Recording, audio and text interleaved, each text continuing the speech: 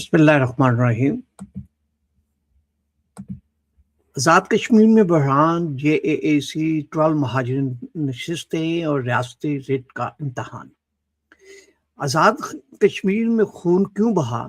کیا حکومت اور عوامی ایکشن کمیٹی تصادم کی راہ پر چل پڑے ہیں؟ گلگت بلتستان کے انتخابات کے بعد اصل فاتح کون؟ کیا حکومت سازی کا کھیل ابھی باقی ہے؟ کیا پاکستان کا نیا بجٹ عوام کو ریلیف دے گا یا مہنگائی کا ایک اور طوفان آنے والا ہے؟ ایران اور اسرائیل کے درمیان خاموشی کتنی دیر برقرار رہے گی؟ کیا مشرق وسطیٰ کی کشیدگی پاکستان کی معیشت پر براہ راست اثر ڈال سکتی ہے؟ آزاد کشمیر میں مہاجر نشستوں کا تنازع سیاسی مسئلہ یا آئینی بحران ہے؟ کیا گلگت بلتستان کے نتائج پاکستان کی قومی سیاست پر اثر انداز ہوں گے؟ IMF کی شرائط اور بجٹ کی تیاری، حکومت کے پاس آپشنز کتنے باقی؟ کیا خطے میں نئی صف بندی بڑھ رہی ہے اور پاکستان کہاں کھڑا ہے؟ عوامی احتجاج یا ریاستی ریٹ؟ آزاد کشمیر میں اصل مسئلہ کیا ہے؟ عوامی احتجاج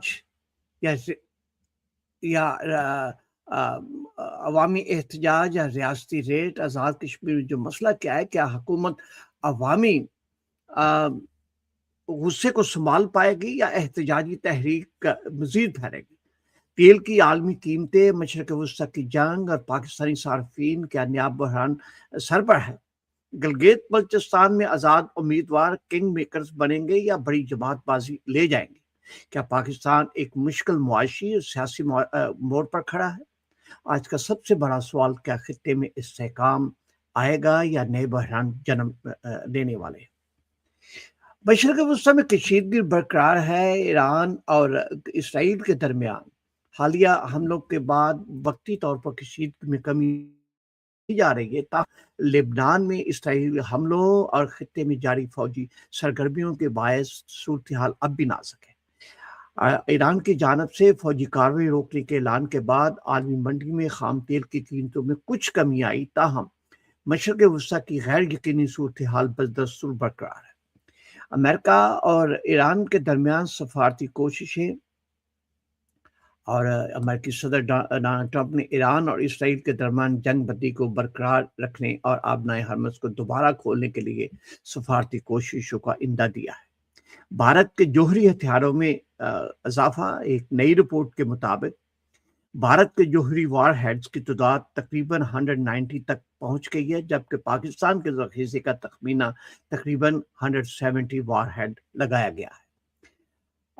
آج کی پاکستان کی اہم سرخیوں میں یہ ہے کہ آزاد کشمیر میں صورتحال جو ہے کشیدہ ہے۔ راولہ کوٹ میں مظاہرین اور پولیس کے درمیان جھڑپوں کے بعد متعدد افراد ہلاک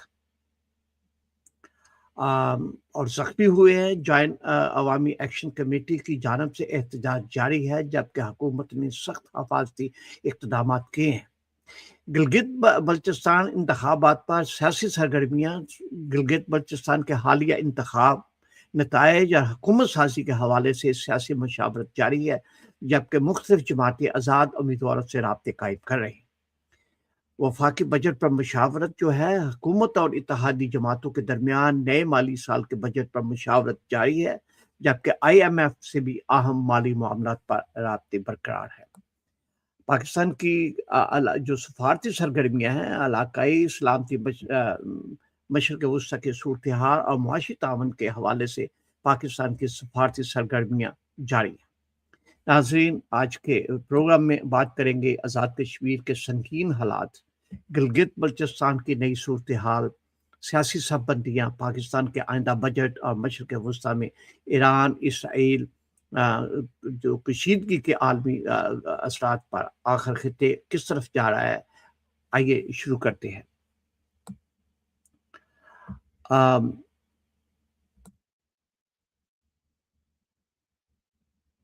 آزاد کشمیر، جموں کشمیر ایک بار پھر شدید سیاسی اور عوامی کشیدگی کی لپیٹ میں ہے۔ راولہ کوٹ میں پولیس اور جوائنٹ عوامی جو ہے JAAC ایکشن کمیٹی ہے کہ حامیوں کے درمیان ہونے والی جھڑپوں نے نہ صرف کہ قیمتیں جانیں لے لیں بلکہ پورے خطے میں امن و امان جو ہے وہ آئینی معاملات اور سیاسی استحکام میں بارے میں نئے سوالات بھی کھڑے کر دیے۔ حالیہ واقعات میں کم از کم 7 شہریوں اور 4 پولیس اہلکاروں کی ہلاکت کی اطلاعات کے سامنے آئی ہیں، جبکہ درجنوں افراد زخمی ہوئے۔ حکومت نے JAAC کو کالعدم قرار دے دیا ہے، جبکہ تنظیم نے حکومت کے فیصلے کو مسترد کرتے ہوئے احتجاج جاری رکھنے کا اعلان کیا ہے۔ بحران کی ابتدا جو ہے وہ کہاں سے شروع ہوئی؟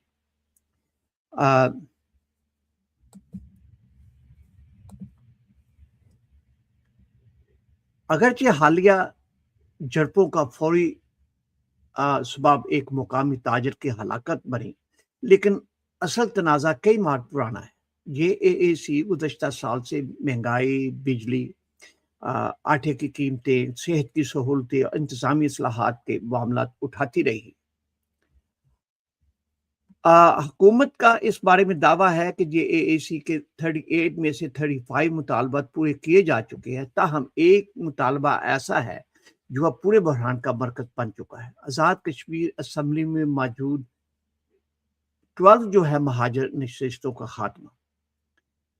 آزاد کشمیر قانون ساز اسمبلی میں 12 نشستیں ان کشمیری مہاجروں کے لیے مخصوص ہیں جو 1947 کے بعد پاکستان کے مختلف علاقوں میں آباد ہوئے۔ JAAC کا موقف ہے کہ ان نشستوں کا استعمال اسلام آباد کی بڑی سیاسی جماعتیں کرتی ہیں۔ آزاد کشمیر کے عوام کے مینڈیٹ پر اثر انداز ہونے کے لیے نشستوں کو استعمال کیا جاتا ہے۔ حکومت سازی میں ان نشستوں کا کردار غیر متناسب ہے، حتمی نمائندگی متاثر ہوتی ہے۔ دوسری جانب حکومت اور روایتی سیاسی جماعتیں موقف رکھتی ہیں کہ یہ نشستیں کشمیریوں کی تاریخی یا قانونی نمائندگی کا حصہ ہیں، ان کا خاتمہ آئینی ترمیم کے بعد ممکن ہے۔ یہ مسئلہ جذباتی نہیں بلکہ آئینی اور قانونی نوعیت رکھتا ہے۔ سپریم کورٹ کا اہم موقف یہ ہے کہ آزاد کشمیر سپریم کورٹ نے صدارتی ریفرنس پر اپنی رائے دیتے ہوئے واضح کیا کہ آئین میں ترمیم حکومت سے زبردستی حاصل کی جانے والی رعایت نہیں بلکہ ایک سنجیدہ آئینی عمل ہے۔ عدالت نے کہا کہ آئینی ترمیم صرف اسمبلی کے ذریعے ہو سکتی ہے۔ مکمل عوامی مینڈیٹ اور سیاسی اتفاق رائے ضروری ہے۔ سڑکوں پر احتجاج کے ذریعے آئینی ڈھانچہ تبدیل نہیں کیا جا سکتا۔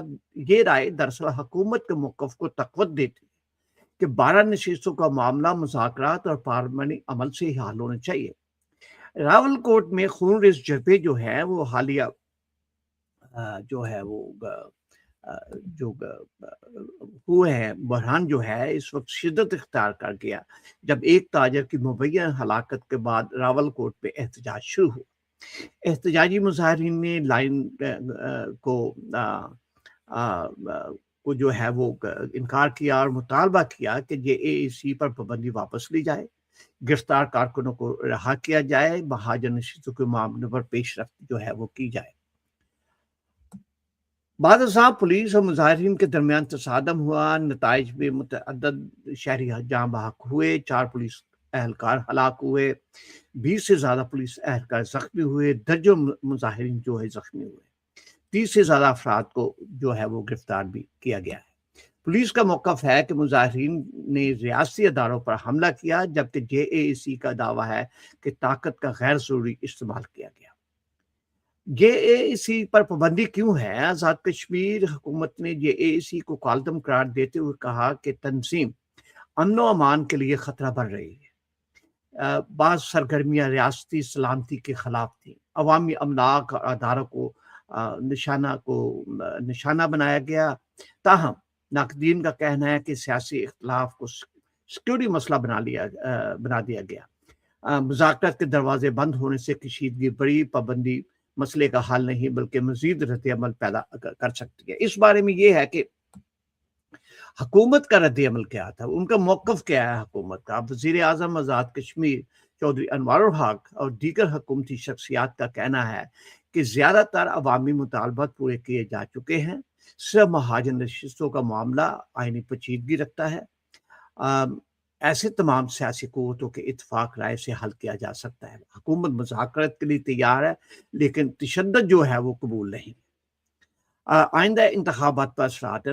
27 جولائی کو آزاد کشمیر کا جو ہے وہ انتخابات متوقع ہیں. یہ ذرا تھوڑا سا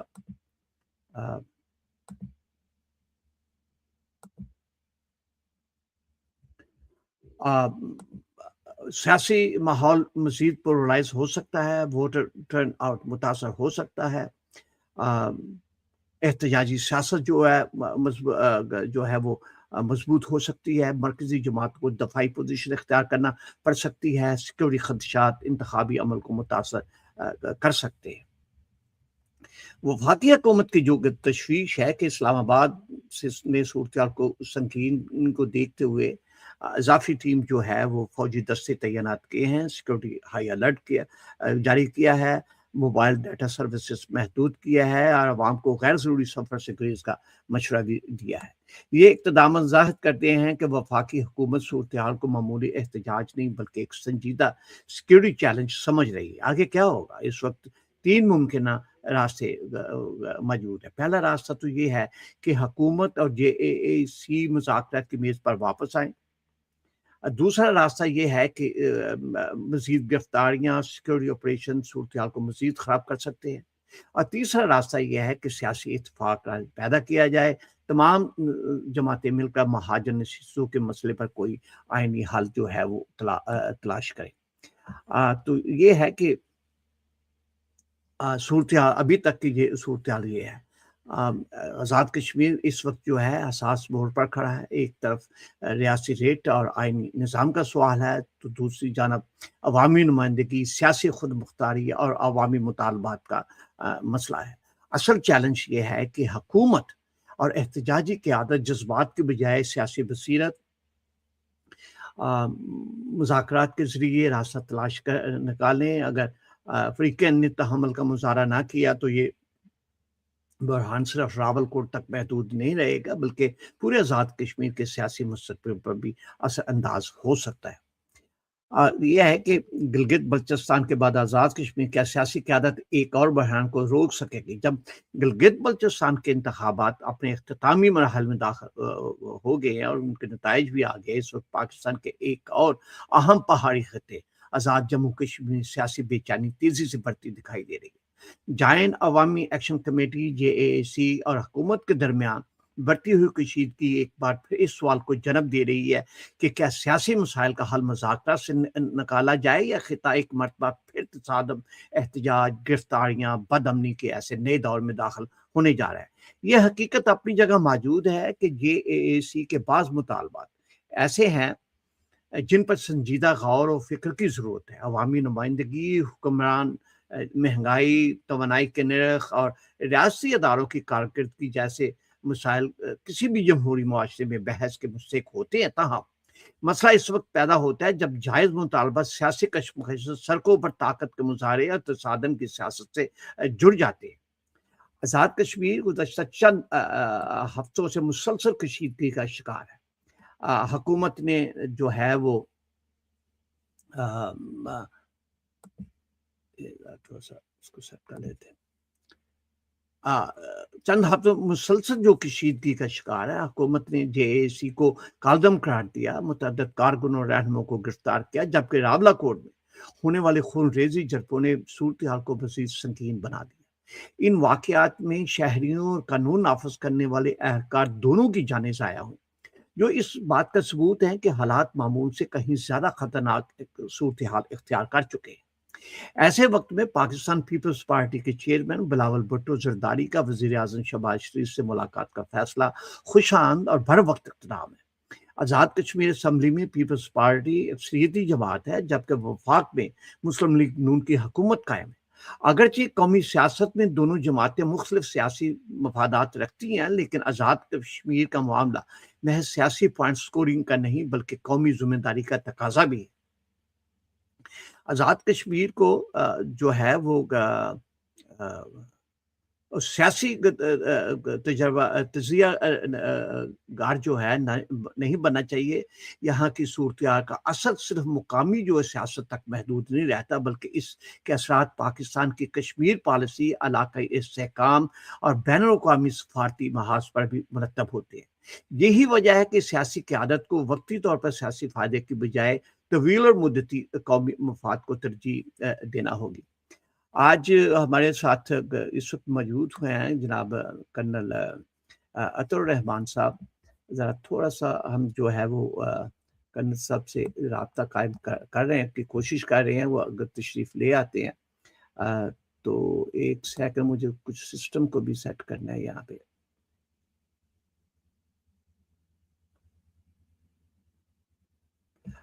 ہاں، تو ہم بات کر رہے تھے کہ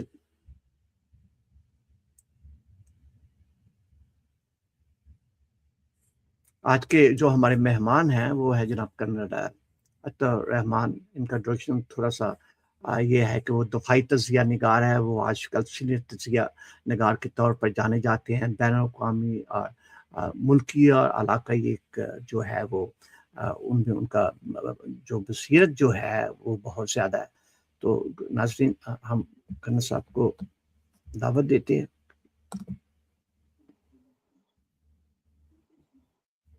آگے کرنل صاحب.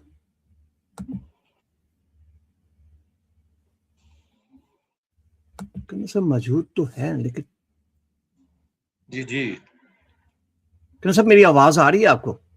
جی میری آ رہی ہے بالکل. اچھا، ادھر ہیں آپ. اچھا کرنل صاحب، جو صورتحال ابھی آزاد کشمیر موجودہ بحران صرف 12 نشستوں کا مسئلہ ہے یا اس کے پیچھے عوامی بے چینی کی بڑی وجوہات موجود ہیں؟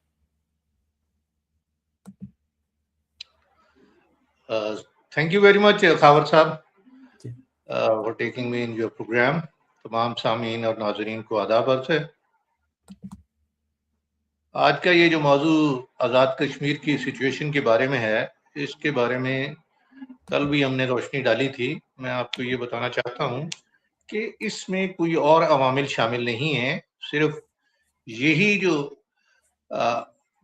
کیا کہتے ہیں اس کا بہانہ بنایا گیا ہے ان 12 سیٹوں کا مہاجرین کی، اس کے علاوہ اور کوئی نہیں ہے. باقی بیک گراؤنڈ میں آج بھی انہوں نے کوئی رنگ پکڑا ہے رو کا، جو ان کو ان کی معاونت کر رہا ہے اور ان کو ہلا شیری دے رہا ہے. یہ جو کشمیری نوجوان ہیں جو آزاد کشمیر کے، جن کو یہ اس سلسلے میں آگے کیا گیا ہے. لیکن حکومت پاکستان نے آج جو کال اس جوائنٹ ایکشن کمیٹی کی تھی، اس کے بڑے مؤثر انتظامات کیے تھے اس کو کنٹرول کرنے کے، اس کو روکنے کے. اس کے نتیجے میں آج پورے آزاد کشمیر میں کوئی موومنٹ نہیں ہوئی ہے. کوئی کہیں بھی کسی قسم کی ہنگامہ آرائی نہیں رپورٹ کی. ہر جگہ پرسکون رہے، مارکیٹیں کھلی رہی ہیں، بازار کھلے رہے ہیں، ٹریفک اب پرامن طریقے سے رواں دبا رہی ہے. تو یہ ایک میں کہوں گا کریڈٹ دوں گا کہ انہوں نے اس جو کال تھی جی اینڈ، کیونکہ آج کے دن الیکشن پروسیس بھی شروع ہونا تھا. آج سے نامینیشن پیپر جو تھے لوگوں نے لینے تھے اور پھر کل سے ان کی سبمیشن شروع ہونی تھی. تو یہ آج پہلا دن جو ہے بڑا پیسفل گیا ہے. ابھی تک کچھ نہیں رپورٹ ہوا ہے، تو یہ بڑی اچھی بات ہے. اس کے ایک کچھ باتیں جو ہے بہت صاف ظاہر ہو رہی ہیں کہ ان لوگوں کے بیک گراؤنڈ جو معاونت ہے وہ ساری انڈیا سے ہو رہی ہے. اور کچھ ایسے بھی شواہد پکڑے گئے ہیں جو کہ افغانستان سے جو ٹی ٹی پی کے روگ ایلیمنٹس ہیں ان کے ساتھ بھی ان کے ایلیمنٹس جو ہے نا وہ سامنے آ رہے ہیں. اور کچھ ہتھیاروں کے جو کیا انہوں نے اکٹھے کیے ہوئے تھے ڈھیر، وہ بھی پکڑے گئے ہیں آزاد کشمیر سے. تو اس لحاظ سے چیزیں بڑی ٹھیک سموتھلی جا رہی ہیں اور امید ہے کہ یہ حالات جو ہے بہتر ہو جائیں گے اگلے 2-4 دنوں میں. ٹھیک ہے کرنل صاحب، تھوڑا سا آگے بڑھتے ہیں. حکومت کی جانب سے جے اے اے سی جو عوامی ایکشن کمیٹی ہے کو کالعدم قرار دینے مسئلے کا حل ہے یا مزید کشیدگی کا یہ باعث بنے گا؟ کیا سمجھتے ہیں آپ؟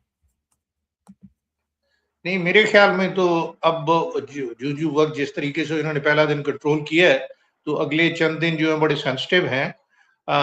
کیا سچویشن بڑی ٹینس رہے گی جب تک کہ پورے طریقے سے حالات معمول پر نہیں آتے. تو امید ہے کہ اگلے چند دنوں میں جس طریقے سے انہوں نے اب کیا ویریس میز لیے ہیں، کیا کہتے ہیں کمیونیکیشن بھی بند کیا ہے، انٹرنیٹ بند کیا ہے، اور باقی ادھر جو ایڈیشنل فورسز لے کے گئے ہیں، رینجرز، ایف سی اور دوسرے صوبوں سے پولیس گئی ہے، تو اس سے جو حالات ہیں کافی نارمل ہوئے ہیں. اور جو نئے ایف جی آئی جی صاحب پوسٹ ہوئے ہیں وہ بھی کافی ایکٹیو ہیں. ان کی آج کلپس وغیرہ چل رہے تھے، انہوں نے مختلف جگہوں پہ جا کے پولیس کے جوانوں کو حوصلہ افزائی کی ہے اور ان کو خطاب کیا ہے، جس سے امید ہے کہ حالات اور زیادہ بہتر ہوں گے. راولا کوٹ میں ہونے والی ہلاکتوں کی ذمہ داری کس پر عائد ہوتی ہے، کیا سمجھتے ہیں آپ؟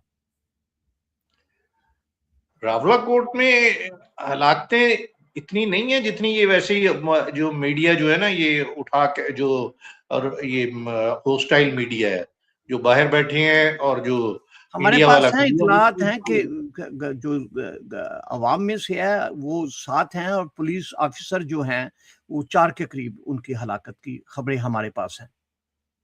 دیکھو جی، وہاں ٹوٹل 7 ہوئی ہیں، جن میں سے 4 پولیس والے ہیں اور 3 جو ہے وہ دوسرے سویلین ہیں، اور کوئی نہیں ہے. لیکن انہوں نے ٹائملی ادھر یہ کیا کہتے ہیں ریئیکٹ کر کے ان لوگوں کو قابو کیا، اور اس کے بعد کوئی خاص ریئیکشن نہیں ہوا. آج فیک تصویریں لگا کے وہ دکھاتے رہے کہ جی وہاں بڑا کوئی کیا وہ اجتماع ہوا ہے. یہ کوئی ایسی بات نہیں، کچھ اجتماع نہیں ہوا، نہ کوئی ریلی ہوئی ہے. سب فیک پرانی تصویریں انڈین میڈیا اور کچھ یہ جو بیرون ملک لوگ بیٹھے ہیں وہ ان کو لگا کے دکھاتے رہے پرانی تصویروں. نہیں، لیکن کرنا صاحب 7 کی ہلاکت جو ہے کہ کیا احتجاج اور ریاستی ریٹ کے درمیان توازن قائم رکھنے میں حکومت ناکام رہی؟ وہاں کوئی کیا کاروباری شخصیت جو تھی نا وہ کوئی قتل ہوئی تھی، جی، ٹھیک ہے، تاجر کوئی جس پر جی. انہوں نے الزام لگایا تھا کہ یہ پولیس والوں نے مارے ہیں اس احتجاج جو آئی ہے. تو اس کے لیے یہ بندے ادھر چلے گئے راولا کوٹ سی ایم ایچ میں.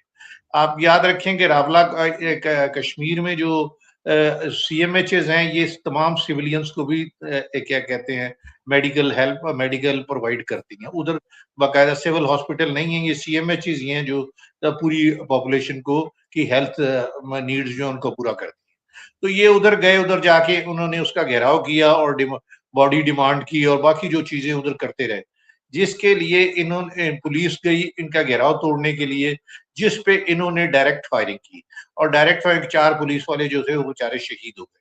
اور اس کے بعد پھر اور پولیس فورس ادھر گئی، انہوں نے جا کے ایکشن لیا ان کے خلاف، ان کا گھیراؤ توڑا اور بندوں کو تقریباً 100 بندہ جو ہے ادھر اریسٹ کیا، جس کے بعد وہ سارا گھیراؤ ختم ہوا اور پروسیشن ختم ہوا. اور اس کے بعد ادھر کافی انہوں نے کیا کہتے ہیں آنسو گیس فائرنگ کی، شیلنگ کی اور لاٹھی چارج کیا، جس سے لوگوں کو منتشر کرنے میں یہ کامیاب ہوئے. اور یہ واقعہ زیادہ تر رات کو ہوا تھا، تو وہ کافی دن کے وقت اگلے دن اس کی چلتی رہی ہیں ساری چیزیں، لیکن اب جو حالات تھے انہوں نے قابو میں کر لی.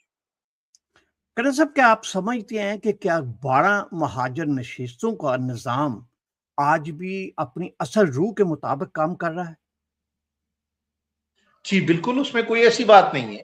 وہ جو 12 نشستیں ہیں، الیکشن ہوتا ہے باقاعدہ پورے پاکستان میں، پورے پنجاب میں شاید ان میں کچھ 6 نشستیں ہیں، ایک فرنٹیئر میں ہیں، 2 کراچی میں ہیں، ایک بلوچستان میں ہے. تو اس طریقے سے یہ نشستیں جو ہے کیا کہتے ہیں ان کا باقاعدہ الیکشن ہوتا ہے، ان کے رجسٹرڈ ووٹر ہیں، اور وہ ووٹر جو ہیں وہ کیا کہتے ہیں الیکٹ کرتے ہیں ان بندوں کو، اور وہ پھر جا کے ان کے منتخب نمائندے ادھر سلیکٹ ہوتے ہیں. تو یہ جو ان لوگوں کا یہ ہے کہ یہ جو ووٹر ہیں یہ ایکچوئل کشمیری نہیں ہے، یہ ایکچولی نمائندے کشمیر کے نمائندے نہیں ہیں.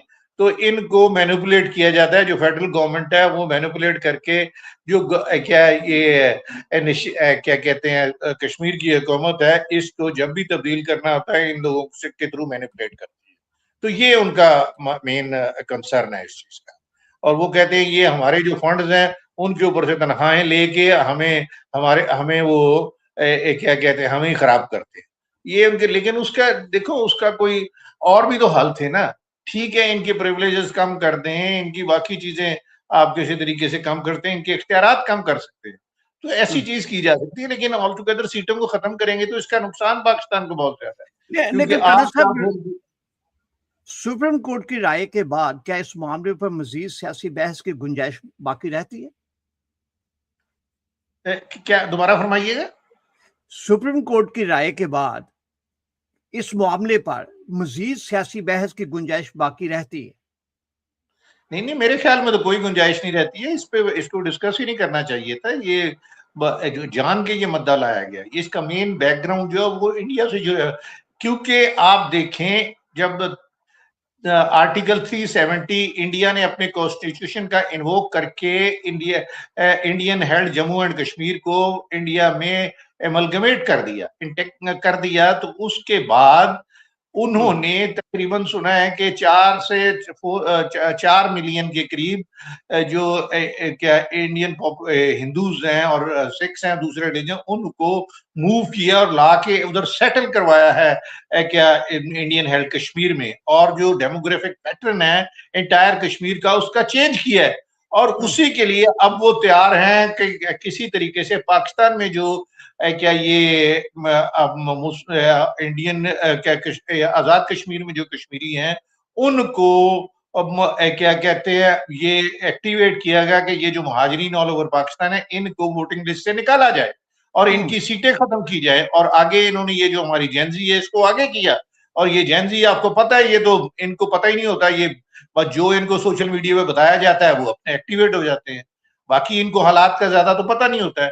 तो वही चीज अभी हुई है ये, और इनको क्या कहते हैं माली मुआवनत भी की जा रही है इंडिया से और बाकी चीजें भी हो रही हैं, और ये इसका नाजायज फायदा उठा रहे हैं, जिससे ये इन्होंने ये सारे का सारा शोर गोगा किया हुआ था। जो इंडिया, आप अगर कल का जो इंटरव्यू है आजाद कश्मीर के प्राइम मिनिस्टर जो फैसल मुमताज राठौर है, उसने खुद कहा कि जी मैं इनके पास कई दफा गया हूं और इनसे मैंने इल्तिजा की, आखिर में इन्होंने कहा जी अब तो सीटों का मामला ही नहीं है, अब तो इससे आगे चला गया, आप सीटें बहाल भी कर देंगे तो हम किसी सूरत में अपने रैली से पीछे नहीं हटेंगे, हम एहतजाज करेंगे, अब हम अपनी क्या कहते हैं हम अपनी आजादी मांगेंगे। ये इस तरह की बातें कर रहे हैं, तो कैसे इनके साथ आप मामला ठीक कर सकते हैं?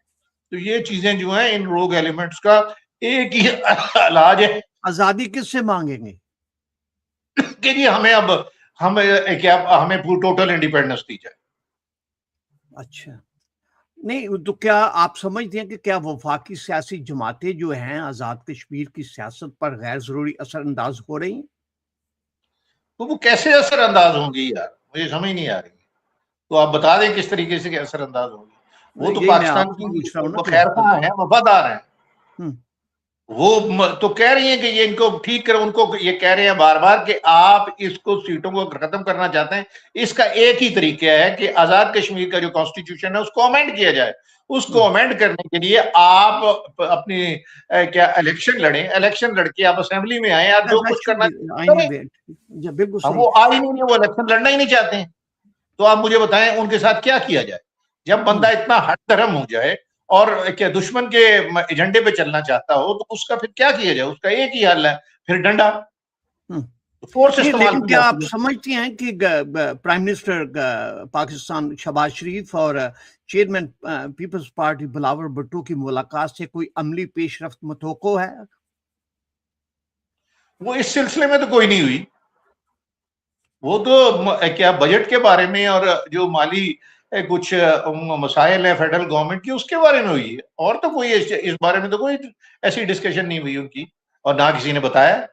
और डेलिबरेटली आप बताएं फेडरल गवर्नमेंट जो है इसको इतनी हाइप नहीं दे रही है, वो अपने आप को इससे जरा थोड़ा सा डिटैच रख रही है, क्योंकि आप अगर जितना भी इसको फेडरल लेवल पे हाइप देंगे, जो गैर इंडिया और बाकी इंटरनेशनल मीडिया उसकी वो लेता है खामखा, उसको इंपॉर्टेंस देनी शुरू कर देगा। पाकिस्तान ने इसीलिए इसको लो प्रोफाइल रखा हुआ है। अभी तक प्राइम मिनिस्टर और फेडरल इंटीरियर मिनिस्टर की तरफ से कोई स्टेटमेंट इसके बारे में नहीं है।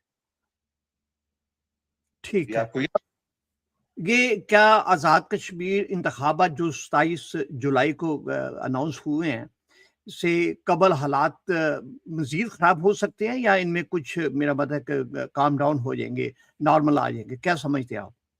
मुझे तो लगता है जिस तरह से अभी आज शुरुआत हुई है नॉर्मलाइज हो जाएंगे अगले चंद दिनों में, हफ्ते 10 दिन में ये ठीक हो जाएगी सारी सिचुएशन, और इलेक्शन नॉर्मली अपने शेड्यूल पे होंगे। مجھے تو یوں ہی لگ رہا ہے، آگے اللہ جانتا ہے۔ اچھا نہیں تو کیا کنر صاحب آپ سمجھتے ہیں کہ یہ کیا موبائل اور انٹرنیٹ سروسز کی بندش جو ہے حالات کو کنٹرول کرنے میں مددگار ثابت ہوتی ہے یا عوامی غصہ ہو رہی ہے، بڑھاتی ہے؟ بالکل ہو رہی ہے، مددگار ثابت ہو رہی ہے۔ اس مددگار، کے بغیر اچھا ہمارے نہیں، آج کل کمیونیکیشن کا دور ہے، سوشل میڈیا جو وہ بہت تیز ہے، آپ کو یہ شٹ ڈاؤن کرنی پڑتی ہیں اگلوں کو، کیا وہ ان کی نقل و حرکت کو کیا کہتے ہیں پہ نظر رکھنے کے لیے، ان کو بند کرنے کے لیے یہ سب کچھ کرنا پڑتا تو کیا آپ سمجھتے ہیں کہ جے اے اے سی جو ہے اپنی سیاسی جماعت کو برقرار رکھ سکے گی، اپنی سیاسی حیثیت کو، سیاسی جماعتی حیثیت کو؟ کیا سیاسی حیثیت کو برقرار کون رکھ سکے گا؟ یہ جے اے اے سی جو ایکشن کمیٹی جو ہے وہ اپنی سیاسی حیثیت بنا، آپ یہ آپ دیکھیں آپریشن شروع ہونے سے پہلے جو ایکٹ پاس ہوا ہے اس کے تحت جے اے سی کو بین کر دیا گیا ہے اور اس کو 4th شیڈیول میں شامل کر دیا گیا، جتنے اس کے بندے مرکزی سب لیڈرز کو 4th شیڈیول میں شامل کر کے اینٹی ٹیررسٹ قرار ڈکلیئر کر دیا گیا ہے، اور ان کے خلاف قانونی کاروائی اب وہ سارے کے سارے زیر زمین چلے گئے ہیں، وہ کیا انڈر گراؤنڈ ہو گئے ہیں، اور ان کو کیا کہتے ہیں ان کے لیے پولیس کے جگہ جگہ چھاپے مار رہی ہے، اور وہ اپنے آپ کو اپنی جان بچاتے پھر رہے ہیں۔ نہیں آئی مین کوئی مذاکرات جو ہیں اس کی کوئی ایسی توقع نہیں ہے کہ مذاکرات کی ٹیبل پہ آئیں اور دیکھیے مذاکرات جب سارے اتنے مذاکرات ہوئے جس کی کوئی حد نہیں ہے، ایون کیا جب یہ ڈکلیئر ہو گیا اس کے بعد بھی کل ان کے جو پرائم منسٹر اس نے کہا کہ میں بغیر پروٹوکول کے ان کے لیڈرز کو ملنے گیا ہوں، ان کے گھر ان کو میں نے ریکویسٹ کیا، اس وقت بھی مانے نہیں۔ لیکن کیا آپ سمجھتے ہیں کہ یہ بحران جو ہے چل رہا ہے جو ابھی پاکستان کی کشمیر پالیسی پر بھی اثر ڈال سکتا ہے؟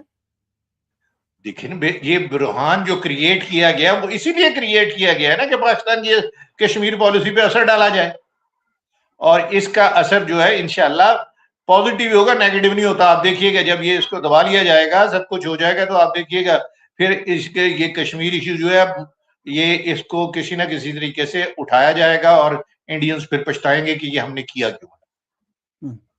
کنر صاحب کیا آپ سمجھتے ہیں کہ ریاست کو سختی اور مذاکرات دونوں راز سے ساتھ ساتھ اختیار کرنے چاہیے؟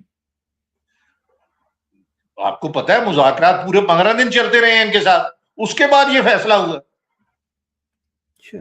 پورے مذاکرات ہوئے ہیں، ان کی بڑی منتیں ترلے کیے گئے ہیں، لیکن وہ نہیں مانتے۔ جو ان کی ڈیمانڈز تھی 37 میں سے یا 38 میں سے کوئی ان کی کیا میرے خیال میں 35 ڈیمانڈز تو مان لی گئی ہیں، جی وہ کمپرومائز کرنے کو تیار نہیں ہے، تو پھر کیا کرے گورنمنٹ؟ آپ کیا سمجھتے ہیں کہ آنے والے چند ہفتوں میں آزاد کشمیر کے لیے سب سے بڑا سیاسی خطرہ کیا ہے؟ سیاسی خطرہ تو انہی کے تھرو ہے نا، کہ اگر ان کو قابو نہ پایا گیا تو یہ کیا کہتے ہیں الیکشن جو ہونے نہیں دیں گے، اور وہاں لا اینڈ آرڈر کا مسئلہ کریٹ کریں گے۔ تو اب اگر مجھے لگتا ہے کہ ان پر قابو پانے کے بعد ہی الیکشن کروائے جائیں گے۔ الیکشن کا شیڈول تو چل رہا ہے، لیکن اس میں جو انہوں نے پیپر جمع کرانے کی تاریخ ہے وہ 10 دن رکھی ہے، یعنی کہ آج سے شروع ہو کے 19 تاریخ تک ہے۔ یہ اس پیریڈ کے دوران انہوں نے اس پہ قابو کر لینا ہے، اگر نہ ہوا تو ان کو پھر کیا الیکشن جو ڈیلے کرنے پڑیں گے۔ مجھے امید ہے وہ نوبت نہیں آئے گی، اس سے پہلے ہی سب کچھ حل ہو جائے۔ کنر صاحب تھوڑا سا نکلتی ہیں کشمیر سے، جیسے آپ نے فرمایا کہ یہاں تک نوبت نہیں آئے گی، تھوڑا سا ہم چلتے ہیں مشرق وسطیٰ میں۔ ایران جنگ کے 100 دن ہیں، اور کیا واقعی 100 دن کی جنگ نے ایران کی فوجی طاقت کو فیصلہ کو نقصان پہنچایا ہے؟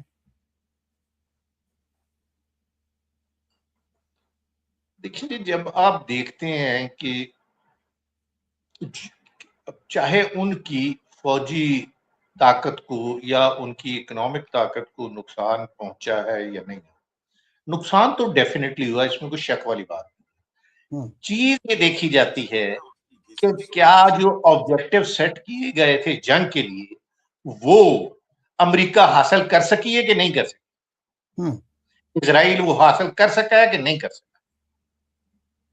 ایران نے کر لیے، وہ کیسے کہ آلدو اس کی لیڈرشپ جو ہے وہ شروع میں ان پہ اٹیک ہوا، وہ کیا شہید ہوئے، اس کی جگہ نئی لیڈرشپ آئی, اس نے حالات پہ ایک جلد قابو پا لیا, اور جو ریزسٹنس تھا وہ انہیں پورے طریقے سے شو کیا, اور ان کو ترکی بہ ترکی جواب دیتے رہے گے. تمام یو ایس کے بیسز جو تھے ان کو انہوں نے ٹارگٹ بنایا, اور یو ایس کے جتنے ہتھیار تھے, ایئر کرافٹ تھے, آپ کو پتہ ہی ہے 48 کے قریب یونائٹڈ اسٹیٹس کے جو ایئر کرافٹ ہیں ان کو ہٹ کیا ہے, ان کے نیول ویسلز کو ہٹ کیا ہے, ان کے جو پرسنلز ہیں ان کو کیجولٹی بنایا, زخمی ہوئے ہیں, ان کے بیسز جو ہیں وہ تباہ کیے ہیں, جتنے گلف میں کیا 16 بیسز ہیں ان کے سارے جو جتنے ہیں سب کے سب ہٹ ہوئے ہیں. اس کے علاوہ اسرائیل کے اندر جو انہوں نے بمباری کی ہے, وہ میزائلز مارے ہیں, وہ بے انتہا مارے ہیں. اسرائیل بتاتا تو نہیں ہے, لیکن آپ دیکھ لیں کہ اس کا کتنا نقصان ہے. تو اس کے بعد اب یہ سارے نقصان کے بعد بھی آپ یہ سمجھتے ہیں کہ ایران نے اپنے آبجیکٹو نہیں اچیو کیے ہیں, تو میں پھر کیا کہتے ہیں اور کچھ نہیں کہہ سکتا کہ عمران نے اپنے آپ کو بہت اچھے طریقے سے ڈیفینڈ کیا ہے, اور اس کا جواب دیا جو کچھ اس پہ ایگریشن کیا گیا ہے.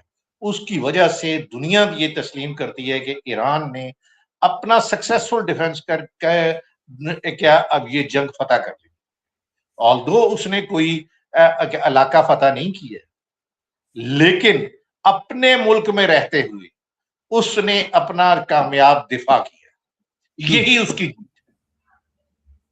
امریکہ. اگر ایران کا جو جوہری پروگرام ہے تباہ ہو چکا ہے, تو کیا خطے میں ایٹمی خطرہ ختم ہو گیا؟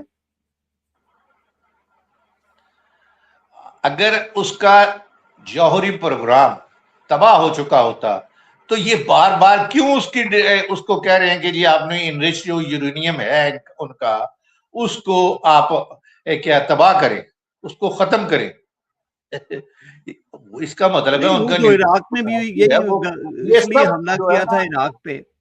ویسٹرن لابی جو ہے نا, جو امریکن لابی ہے اور ٹرمپ جو ہے, یہ سب جھوٹ بول رہے ہیں. اور پوری امریکن, اب آپ کو پتا ہے عوام اب یہ جو ٹرمپ کے روزانہ بیانات تبدیل ہو رہے ہوتے ہیں, اس سے اب تنگ آ چکی ہے. وہ ان کی باتوں کو مانتے نہیں ہیں. اگر یہ جو پچھلے سال جنگ ہوئی تھی, اس میں انہوں نے اتنی زیادہ اس کے وہ جو ویریس نیوکلیئر سائٹس تھیں ان کو تباہ کرنے کا اتنا بڑا کلیم کیا تھا, تو اس کے بعد تو ان کو یہ کچھ بھی نہیں ان کو کرنا, ڈیولپ نہیں کرنے کے قابل ہونے, لیکن اس کے باوجود وہ ان پہ لگے رہے ہیں. وہ ان کے پاس ان کی نیوکلیئر کیپیبلٹی انٹیکٹ ہے, یورینیم بھی ان کے پاس اتنا زیادہ 60% سے زیادہ انریچڈ ہے. تو آپ دیکھ لیں وہ ان کا نیوکلیئر پروگرام کیسے ختم ہوا ہے. آپ ایک بات یاد رکھیں, جو ایرانین ڈیفنسز ہیں انہوں نے یہ اس جنگ کی تیاری پچھلے 40 سال سے کی ہوئی ہے. وہ اس جنگ کی تیاری کی خاطر انہوں نے بہت شہر کے شہر اپنے انڈر گراؤنڈ بسائے ہوئے. تو ان انڈر گراؤنڈ جو ان کے ڈیفنسز اور جو انہوں نے تنصیبات رکھی ہوئی ہیں, ان کا شاید امریکہ کو پتہ ہی نہیں ہے. وہ پتہ نہیں کن کو جا کے تباہ کرتے رہے ہیں. انہوں نے ڈسیپشن بڑی کیا اعلیٰ پیمانے کی شو کی ہے, اور وہ اپنے سارے جو وسائل ہیں, اپنی جو یہ میزائل بنانے کی فیکٹری ہیں, ڈرون بنانے کی فیکٹری ہیں, نیوکلیئر سائٹس ہیں, وہ ساری انہوں نے پروٹیکٹ کی ہوئی ہیں, بچائی ہوئی ہیں, جس کی وجہ سے اب تک وہ قائم و دائم ہے. آپ دیکھ لیں اتنی زیادہ امریکنز اور اسرائیلیز نے بامبنگ کی ہے. ایران کے پاس کوئی ایئر فورس نہیں ہے, لیکن یہ ان کی ہزاروں سورٹیز آئی ہیں, آ کے پورے ایران کے اوپر کارپٹ بامبنگ کرتی رہی ہے, لیکن وہ اس کا نقصان نہیں کر سکے. وہ قوم اسی طرح زندہ ہے, سب کچھ ہے. آپ ان کا کیا نقصان کر سکے؟ کچھ بھی نہیں کر سکے. اب اس کے نتیجے میں آج ایران جو ہے اس خطے کا ایک بہت مضبوط پلیئر بن گیا. ابھی وہ سب کو آنکھیں نکال کے دکھا رہا ہے. آپ دیکھ لیں کہ یہ جو اس نے پچھلے 3-4 دن میں اسرائیل کے اوپر دوبارہ میزائل فائر کیے ہیں, 30 میزائل, وہ اس نے بتا دیا ان کو کہ آپ جو مرضی کر لیں, ہم آپ کو کہاں بھی ہے نشانہ بنا سکتے ہیں, ٹھیک ہے, آپ کو ہم چھوڑیں گے نہیں. اس کے جواب میں یہ اسرائیلیز وغیرہ کچھ نہیں کر سکے, ٹھیک ہے. تو یہ اس نے بالکل ان کو للکار کے بتا دیا, اسرائیل کو بھی اور امریکہ کو بھی, آپ جو مرضی کرتے رہیں, ہم اپنی جگہ پہ قائم ہے, زندہ ہیں, ٹھیک ہے, ہمارا آپ کچھ نہیں کر سکتے ہیں. اس کے نتیجہ آپ یہ دیکھ لیں کہ اب امریکہ اور ایران جو ہے ان کی کوئی بات نہیں مان رہا, کوئی کیا جو گلف یہ اسٹریٹ آف ہرمز ہے اس کو نہیں کھول رہا. یہ منتے ترلے پہ ہیں, لیکن نہیں, انہوں نے صاف کہا ہوا ہے جب تک آپ ہمارے $24 بلین اپ فرنٹ ہمیں ریلیز نہیں کرتے ہیں کوئی کسی قسم کا معاہدہ نہیں ہوگا. تو اب آپ دیکھ لیں یہ کیسے ہوگا, کیسے ہے نہیں. یہ کل ٹرمپ نے کہا بھی ہے کہ میں اگلے 2-3 دن میں انشاءاللہ ہمارا معاہدہ ہو جائے گا. اب ادھر دیکھتے ہیں یہ کتنے کیا پیسے ان کو اپ فرنٹ ریلیز کرتے ہیں کہ نہیں کرتے. کہنا صاحب, جنگ کے بعد مشرق وسطیٰ میں طاقت کا توازن کس کے حق میں گیا ہے؟ جنگ کے بعد طاقت کا توازن جو ہوگا آپ دیکھ لیں, وہ تو سارا کیا کہتے ہیں جو جنگ سے پہلے صورتحال تھی اور جنگ کے بعد جو ہے اس میں مکمل طور پہ تبدیلی ہے. آپ ایک یاد رکھیں جو امریکہ اور اسرائیل کی جنگ سے پہلے پوزیشن تھی وہ اب نہیں ہے. تمام گلف کنٹریز انکلوڈنگ سعودی عربیہ وہ اب کہہ رہے ہیں اوپنلی کہ اپنے اڈے یہاں سے لے جائیں. بلکہ آج میں خبر پڑھ رہا تھا کہ جناب سعودی عرب نے خود ایران کو بتایا کہ یہ جو اڈے ہیں ان کو ہٹ کرو, ہماری آپ کو پوری آزادی ہے, آپ کو ہم بتاتے ہیں کہ یہ جو امریکن اڈے ہیں ان کو آپ ہٹ کریں. ابھی آگے بھی جو یہ کویت کے بارے میں بھی یہی بات آ رہی ہے, کیا قطر کے بارے میں بھی آ رہی ہے کہ وہ خود بتا رہے ہیں کہ یار ان کی امریکن آپ کو ہم بتاتے ہیں ان کو ہٹ کرو تاکہ یہ ہماری جان چھوڑے. تو یہ حال ہے ان کا. اسرائیل کا جو ہے, اسرائیل کی آپ دیکھ لیں, اسرائیل کو اب سمجھ نہیں آ رہی ہے کہ وہ کیا کریں. وہ جا کے وہ بیچارہ لبنان ہے اسی کو تنگ کر رہا ہے حزب اللہ کو, حزب اللہ نے اس کو آگے لگایا ہوا ہے. ٹھیک ہے, وہ بیچارے حماس والے فلسطینین جو ہیں وہی بیچارے کیا اس وقت مارے ہوئے ہیں, ان کے حالت خراب ہے. ورنہ یہ اگر وہ بھی ٹھیک ہوتے تو اس نے اسرائیلیوں کو کیا مزہ چکھا دینا تھا. ابھی اسی لیے تو ٹرمپ صاحب کو سمجھ نہیں آ رہی کہ اب کیا ہو رہا ہے ہمارے ساتھ. جو اس کے اوپر پریشر ہے کانگریس کا اور اسرائیلی لابی کا اور جو انٹرنل ڈومیسٹک پالیٹکس کا ہے, آپ امریکہ میں بیٹھے آپ کو خود پتہ ہے ادھر کیا حالات ہے. تو وہ جس طرح سے بھی ہے وہ اس کے پاس کوئی اور حل نہیں ہے ٹرمپ کو کہ وہ ڈیل کرے اور جان چھڑائے اور چلا جائے. جتنا وہ ڈیلے کرے گا اتنا ہی اس کا نقصان ہے اور اس کو انٹرنلی کیا کہتے ہیں پریشر جو ہے اس پہ بڑھتا جا رہا ہے. کنا صاحب, کیا آپ سمجھتے ہیں کہ کیا یہ جنگ جو مشرق وسطیٰ میں ایک نئے جغرافیائی اور سیاسی نظام کی بنیاد رکھ رہی ہے؟ بالکل آپ درست فرما رہے ہیں. اس وقت جو نئے بلاک بن رہے ہیں, جو نئے بلاک بن رہے ہیں وہ کچھ اس طرح ہے کہ اسرائیل, یو اے ای, انڈیا, یہ صومالیہ کی جو انہوں نے صومالی لینڈ ہے وہ, اور ادھر سے سائپرس پلس جو آرمینیا ہے اس کو اسرائیل ملا رہا ہے. سائپرس میں بھی سنا ہے کہ انڈیا نے کچھ کیا کہتے ہیں برہموس میزائل اور اپنا اسرائیل بھی اپنا اڈا ڈیولپ کر رہا ہے تاکہ وہ ٹرکی کو ہٹ کر سکے. آرمینیا تعلقات وہ اسی لیے بنا رہا ہے کہ وہ ٹرکی کے ساتھ بارڈر ہے اس کا, ادھر ان کو تنگ کر سکے. صومالی لینڈ پہ وہ اس لیے جا رہا ہے کہ وہ جو اب کیا یہ دوسری وہ جو آبنائے ادھر ریڈ سی والی کیا اس کا نام ہے اس کو بند کر سکے. وہاں جو حوثیوں کا ہولڈ ہے اس کو بند کر اس کو وہ جواب دے سکے. انڈیا اسی لیے ان کے ساتھ جڑا ہوا ہے, یو اے بھی اس کے ساتھ اسی لیے جڑا ہوا ہے. انہوں نے اتنی زیادہ جو ان کے یہ جو کنٹریز ہیں جنہوں نے ان کے ابراہیم اکارڈ سائن کیا ہوا اس کو بہت زیادہ وہ ہیلپ کی ہوئی ہے مانیٹرلی. سوڈان نے بھی سائن کیا. سوڈان کے جو وہ فیکشن تھا جو کیا کہ جس کو ان سائن کرنے ابراہیم اکارڈ سائن کرنے کی وجہ سے جو انہوں نے ان کو ٹیررسٹ کی لسٹ سے آؤٹ کیا تھا, اس کے بعد جو سینکشن تھی وہ ختم کی تھی, اس سے اب اسرائیل سوڈان سے بیسز مانگ رہا ہے کہ ہمیں دیں, وہاں آئیں تاکہ جو ریڈ سی ہے اس پہ ہم اپنا کوئی بیس بنا سکے. اور اس پہ جو ریڈ سی سے جو یہ کیا نیول ٹریفک ہے اس کو ہم کوئی بلاک کر سکیں. تو یہ ہم، ساری چیزیں جو ہے یہ ایک سرکل بن رہا ہے. دوسری طرف پاکستان، ایران، سعودی عربیہ، ٹرکی، ایجپٹ، قطر، یہ ایک اور پیرل بلاک بن رہا ہے. ہم، اس میں ابھی دیکھتے ہیں اگر امریکنز کو ان کنٹریز سے نکالا جاتا ہے پلس عراق سے نکالا جاتا ہے، آپ دیکھیے گا پھر حالات بالکل ہی جو اسرائیل کا پلان تھا گریٹر اسرائیل بنانے کا وہ اب خاک میں مل گیا ہے. وہ ہم، اب اس کو نظر نہیں آ رہا کہ ہم کسی طریقے سے اس پہ عمل کر سکیں گے. گریٹر اسرائیل کا ان کا جو خواب ہے وہ دریائے نیل سے لے کے دریائے عرفات تک ہے کہ یہاں تک یہ گریٹر اسرائیل ہے. وہ اب یہ کہ اس کو اب انہوں نے ایک کسی طریقے سے پایا تکمیل پہ کس طرح چڑھاتے ہیں وہ دیکھا جائے. کرن صاحب last but not the least question ہے کہ آزاد کشمیر کے سیاسی بحران اور مشرق وسطی کی جنگی صورتحال کے تناظر میں کیا دنیا ایک نئے سیاسی اور جغرافیائی دور میں داخل ہو رہی؟ دیکھیں مڈل ایسٹ اور یہ جو حالات ہیں انٹرنیشنلی تو ٹھیک ہے، ان کو آپ پاکستان کی کوئی اسٹیبل کرتا ہے. یہ جو آزاد کشمیر کے حالات ہیں اس لیے یہ کریٹ کیے گئے، باقی اس کا انٹرنیشنلی کیا اس پہ حل پڑنا ہے. اگر پاکستان ڈی اسٹیبلائز ہوگا تو پھر وہ باقی چیزوں کی طرف وہ توجہ نہیں دے سکے گا. یہی اس کا ہے، اور تو اس میں کوئی ایسی چیز. لیکن جہاں تک مشرق وسطی ہے اس کا تو پوری دنیا پہ اثر پڑتا ہے. جو بھی اسٹریٹ آف ہارمز ہے آپ دیکھ لیں، اس کے بند ہونے سے پوری دنیا کی مارکیٹس جو افیکٹ، پوری دنیا میں مہنگائی ہے.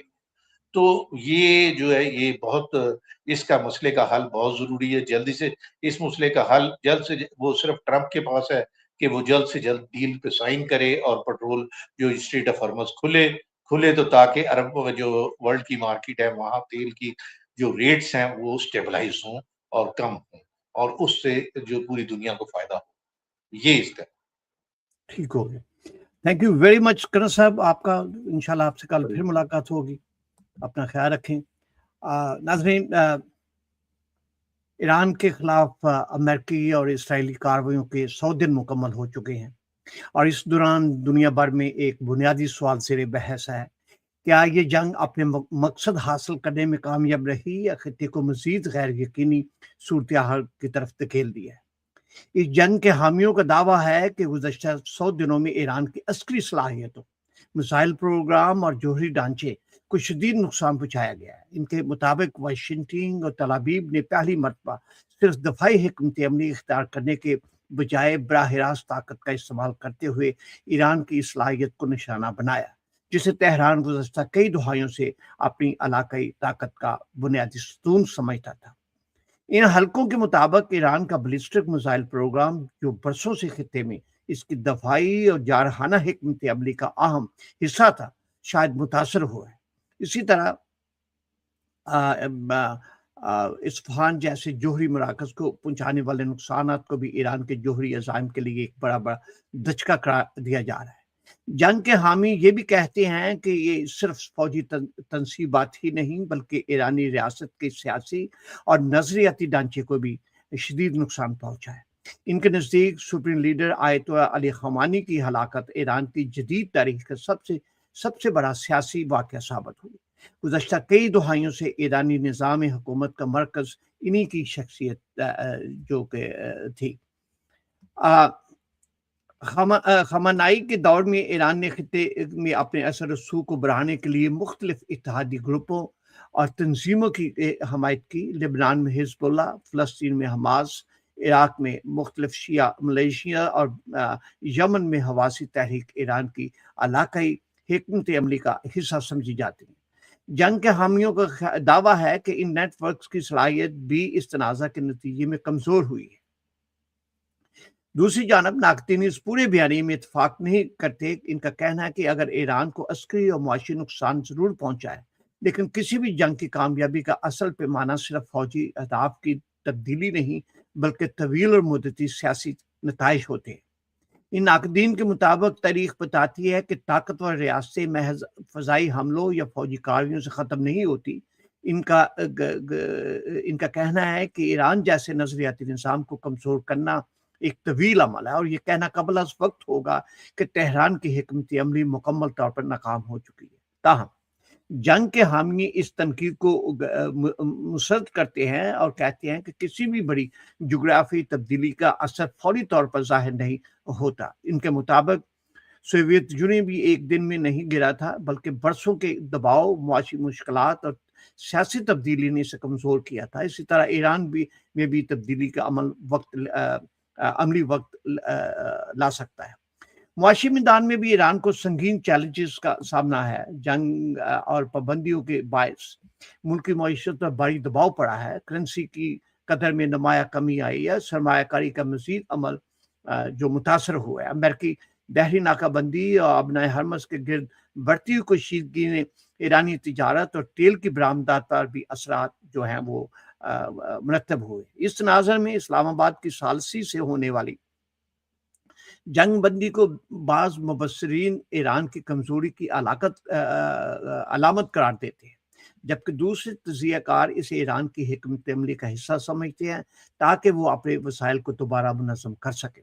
اہم سوال یہ ہے کہ کیا فوجی کامیابی سیاسی کامیابی میں تبدیل ہو سکے گی؟ یہی وہ نقطہ ہے جس پر پوری بحث جو ہے مرکوز ہے۔ اگر ایران آنے والے برسوں میں اپنی عسکری صلاحیت کو دوبارہ بحال کر لیتا ہے یا خطے میں اپنے اتحادیوں کے ساتھ اثر و رسوخ برقرار رکھتا ہے تو جنگ کے نتائج مختلف انداز میں دیکھے جائیں گے۔ لیکن اگر موجودہ دباؤ ایران کے اندر سیاسی اور سماجی تبدیلی کو سبب بنتا ہے تو اسے مشرق وسطیٰ کی تاریخ کے ایک بڑے موڑ کے طور پر یاد رکھا جا سکتا ہے۔ 100 دن بعد ایک حقیقت واضح ہے، مشرق وسطیٰ پہلے جیسے نہیں رہا، طاقت کا توازن بدل چکا ہے، علاقہ اتحاد نئے سرے سے تشکیل پا رہے ہیں، اور ایران، امریکہ اور اسرائیل کے درمیان کشیدگی نے پورے خطے کی سیاست کو نئی سمت جو دے دی ہے۔ اب اصل امتحان جنگ جیتنے کا نہیں بلکہ اس کو برقرار رکھنے کا ہے، کیونکہ تاریخ یہی بتاتی ہے کہ جنگیں میدان جنگ میں حتمی جو ہے جیتی جا سکتی ہے، مگر پائیدار استحکام صرف سیاسی حکمت، سفارتکاری اور دور اندیش قیادت سے ہوتا ہے۔ تو اس کے ساتھ ہی آج کے ہمارے پروگرام کا وقت جو ہے وہ ختم ہوا۔ اگر آپ کو ہمارا یہ پروگرام پسند آیا تو ہماری آپ سے یہ ریکویسٹ ہے کہ ہمارے چینل کو جو ہے سبسکرائب کریں، کمنٹس دیں، لائک کریں، اپنی آراء سے مطلع کریں، اور آگے فیملی اور فرینڈس کو شیئر بھی کریں تاکہ ہم، اور بیل آئیکن کو دبانا نہ بھولیے گا تاکہ آنے والے جو پروگرام ہیں ان کے متعلق آپ کو آگاہی مل سکے۔ اپنا خیال رکھیں، اللہ حافظ، کل پھر ملاقات ہوتی ہے۔